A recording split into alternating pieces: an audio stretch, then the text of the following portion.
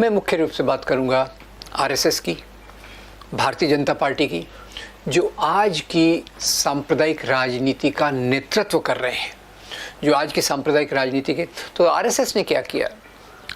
हिंदू महासभा थी, RSS directly खुद होकर राजनीति के क्षेत्र में नहीं गया। इन्होंने एक ट्रेनिंग मॉड्यूल बनाया। ट्रेनिंग मॉड्यूल बहुत सरल था, क्योंकि यहाँ कई बार मुझे लगता है कि कम्युनिस्टों के ट्रेनिंग मॉड्यूल में और आरएसएस के ट्रेनिंग मॉड्यूल में थोड़ा कंपेयर कर दिया जाए तो अच्छा होगा। कम्युनिस्टों का ट्रेनिंग मॉड्यूल बहुत कठिन है। वो class structure, accumulation of capital, ये पढ़ो वो पढ़ो। आरएसएस में बहुत सरल है, वेरी इजी। हम अनादिकाल से हिंदू राष्ट्र थे। अनादिकाल की परिभाषा क्या है नहीं पता, पर खैर हम अनादिकाल से हिंदू राष्ट्र थे। हिंदू शब्द कब आया? 8वीं शताब्दी में, पर हिंदू राष्ट्र अनादिकाल से है।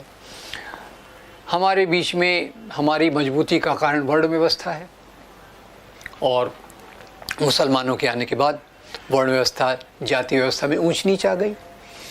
हम स्त्रियों को देवी का दर्जा देते थे, मुसलमानों के आने के कारण स्त्रियों पे अत्याचार होने लग गए। तो पूरा जो दोष समाज व्यवस्था का है, मनुस्मृति के मूल्यों का है, उसको विदेशियों पर डालकर, एक तो पहले उनको विदेशी कहना, देशी विदेशी की कल्पना पहले नहीं थी। देश के बनने के बाद ही देशी विदेशी होता है, पासपोर्ट वीज़ा होता है, और यूनाइटेड नेशंस के साथ साथ हम अपने राष्ट्र की कल्पना को ले चलते हैं। पर इन्होंने ये मॉड्यूल जो बनाया, शाखाओं में, इनके शाखाओं में इस मॉड्यूल के आधार पे स्वयंसेवकों को ट्रेन करते हैं और प्रचारक बनाते हैं।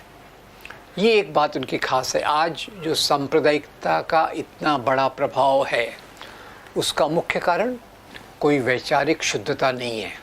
उसका कारण ये है कि पिछले 90-95 साल से लगातार नियमित रूप से शाखाओं में इस प्रकार का इंडोक्ट्रिनेशन 5 से 15 साल के लड़कों के बीच में ये बोया जाता है, और उसमें ख़ास तौर से 2 चीज़ें की जाती हैं।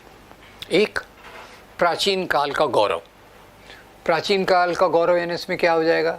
उसमें मनुस्मृति आ जाएगी, उसमें स्त्री पुरुष के बीच में जो भेद है, स्त्री की जो द्वितीय दर्जे का स्थान है, जाति व्यवस्था की वैधता, लेजिटिमेसी ऑफ कास्ट सिस्टम।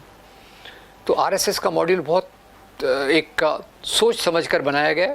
एक, पुराने समय की श्रेष्ठता, यानी ancient period was a golden period, स्वर्णिम युग था। क्या स्वर्णिम युग था? स्त्रियां गुलाम थी, दलित गुलाम थे, पर उसको एक दूसरे तरीके से प्रस्तुत करते हैं। और दूसरा उसका भाग है, उसका दूसरा पैर है कि ये मुसलमान विदेशी है, क्रिश्चियन विदेशी है। हमारी जो समस्याएं हैं वो सब मुसलमानों के कारण है, क्रिश्चियंस के कारण है। तो उसमें हीरो आ जाते हैं, गुरु गोविंद सिंह, फिर राणा प्रताप और अकबर की लड़ाई को बताते हैं, हिंदू मुसलमान की लड़ाई। पर आपको बता दूं मैं कि राणा प्रताप और अकबर की जो लड़ाई हुई थी हल्दी घाटी के मैदान में, उसमें राणा प्रताप का जो साथ दे रहे थे, उनके जो सेनापति थे, उनका नाम था हकीम खान सूर। और अकबर तो हल्दी घाटी के मैदान में आए नहीं थे। अकबर की सेना का नेतृत्व जो कर रहे थे, उनका नाम था राजा मान सिंह। पर खैर, शाखाओं में चलता है, सालों साल चलता है। अकबर और राणा प्रताप की लड़ाई, राणा प्रताप हीरो, अकबर लुटेरा। इधर से चलता है फिर हमारे महाराष्ट्र के छत्रपति शिवाजी महाराज के बारे में। उन्होंने अफजल खान की हत्या की। हत्या क्यों की? हिंदू मुसलमान के कारण या सत्ता के कारण? वो हमें बताएंगे नहीं की ज़रूरत नहीं है, पर वहाँ शिवाजी महाराज ने कितनी बहादुरी से अफजल खान की हत्या की। तो इस प्रकार की कहानियों के आधार पे स्वयंसेवकों को, प्रचारकों को तैयार किया जाता है।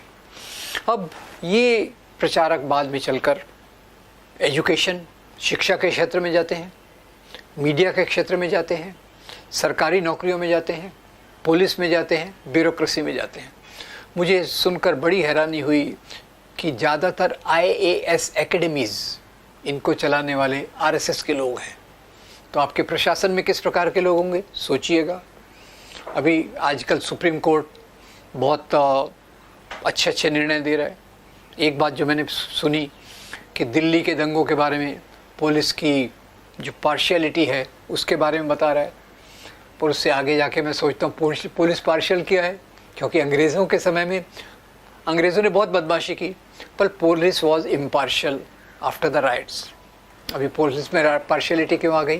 क्योंकि उसमें भी इस प्रकार के लोग घुस गए हैं जो अलग अलग प्रकार की चीज़ों को मानते हैं, और ख़ास तौर से मुस्लिम और क्रिश्चियंस पे जो अत्याचार होता है, दलितों पे जो अत्याचार होता है, महिलाओं को एक दुय्यम दर्जे से देखने की प्रवृत्ति प्रशासन में आ गई। तो आरएसएस ये इनको तैयार करता है। इसी के साथ साथ इसने पहला संगठन जो फ्लोट किया था वो था राष्ट्र सेविका समिति। मैं शेक्सपियर, मुझे बहुत नाराज़ होंगे, शेक्सपियर मेरे से नाराज़ होंगे कि मैं नाम का विश्लेषण करते रहता हूँ। अब पुरुषों के संगठन का नाम क्या है? राष्ट्रीय स्वयं सेवक संघ। राष्ट्रीय स्वयं सेवक संघ में महिलाएं नहीं है, इट्स एक्सक्लूसिवली मेल ऑर्गेनाइजेशन। ऐसे कुछ मेल ऑर्गेनाइजेशंस के नाम आपको भी पता होगा। एक इजिप्ट में मुस्लिम ब्रदरहुड है, और दूसरे आजकल जो चर्चा में है अफ़गानिस्तान में तालिबान, वो भी एक्सक्लूसिवली मेल ऑर्गेनाइजेशंस हैं। पर यहाँ स्त्रियों को एक अपने मातहत रख के राष्ट्रीय स्वयं सेवक संघ, और औरतों का जो संगठन है वह है राष्ट्र सेविका समिति। सोचिए क्या है इसमें, कुछ गायब है, स्वयं गायब है। स्त्रियों के संगठन में स्वयं की कोई जगह नहीं है, क्योंकि स्त्रियों का स्वयं हर एक पुरुष प्रधान विचारधारा के अनुसार से, according to every patriarchal ideology, the being of women is in the pocket of men. ये मैं केवल इस एक आरएसएस की बात नहीं कर रहा, वो क्रिश्चियन फंडामेंटलिज्म हो, बुद्धिस्ट फंडामेंटलिज्म हो या इस्लामिक फंडामेंटलिज्म हो, हर फंडामेंटलिज्म औरतों को दुय्यम दर्जे का स्थान देता है। फिर उन्होंने बनाया एबीवीपी, वनवासी कल्याण आश्रम। हम कहते हैं आदिवासियों की अपनी अस्मिता है, उसको ज़िंदा रखना चाहिए। ये कहते हैं वो तो केवल वन में रहते हैं, ये पुराने हमारे भटके हुए हिंदू हैं, उनको वापस लाना है, उनको क्रिश्चियंस ने कन्वर्ट कर लिया है। ये उनकी विचारधारा का तीसरा भाग। और उनकी विचारधारा का चलते चलते उन्होंने जो भारतीय जनता पार्टी का पूर्वज था वो था भारतीय जनसंघ, जो 1952 में बना, और यहाँ हिंदू महासभा और आरएसएस का सिंथेसिस मिलाप हुआ, उससे भारतीय जनसंघ बना। और इन्होंने बाद में भारतीय जनता पार्टी बनी।